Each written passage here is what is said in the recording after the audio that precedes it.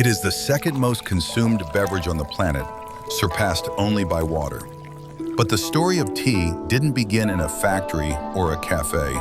It began with a legend. In 2737 BC, Chinese Emperor Shennong was sitting under a wild tea tree, boiling water for hygiene, when a breeze blew a few leaves into his pot. The aroma was divine, the taste invigorating. History tells us the first cup of tea was an accident, a happy accident that changed the world forever.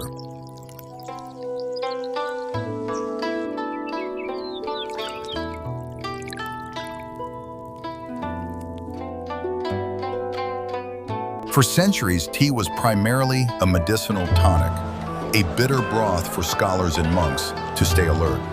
But by the Tang Dynasty, it evolved into high art. Enter Lu Yu, the sage of tea. He wrote the classic of tea, the first definitive guide on how to cultivate, brew, and appreciate the leaf. Tea became a symbol of status and tranquility, woven into the very fabric of Chinese society. During this era, tea was often pressed into bricks, broken off, and boiled with spices, a far cry from the delicate cups we recognize today.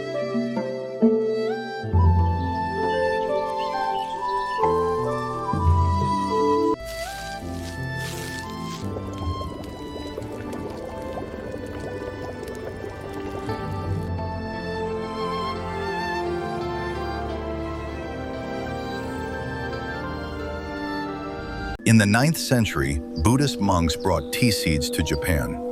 Here, tea transformed again, becoming a spiritual anchor. It wasn't just a drink, it became chanoyu, the Japanese tea ceremony. Rooted in Zen Buddhism, the ceremony emphasized wabi-sabi, finding beauty in imperfection and impermanence. For samurai and shogun alike, the tea room was the only place where rank was left at the door, fostering a unique culture of equality, mindfulness, and deep, quiet harmony.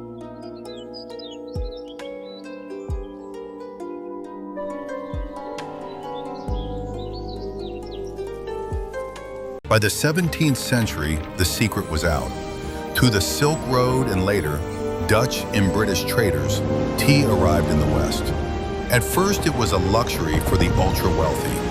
But as the British East India Company began importing massive quantities, tea became the fuel of the British Empire. It democratized the morning.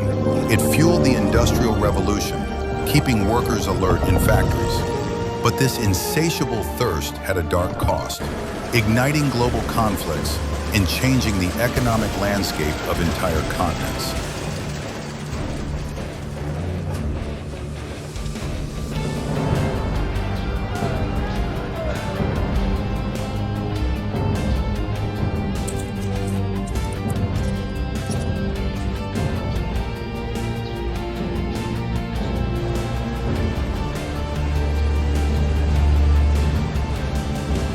The tea trade was so lucrative it led to the Opium Wars, as Britain sought ways to pay for Chinese tea without draining their silver reserves.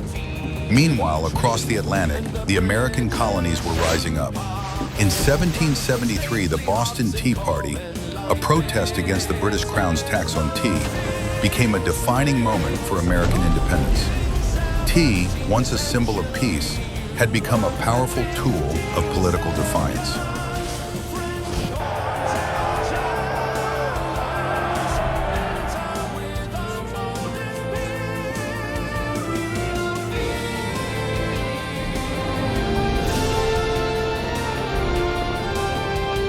Today, tea is more diverse than ever. It traveled from China to the mountains of India, the highlands of Kenya, and the cafes of London. We have delicate white teas, bold black teas, and sweet, creamy creations like boba and chai. It is a universal language, a bridge across time that links us back to that ancient forest in China.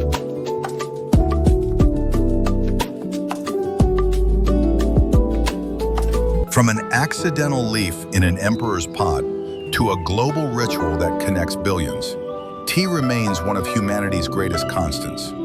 It asks nothing of us but to slow down, to breathe, and to reflect. So, next time you take a sip, remember, you are drinking 5,000 years of history. Enjoy.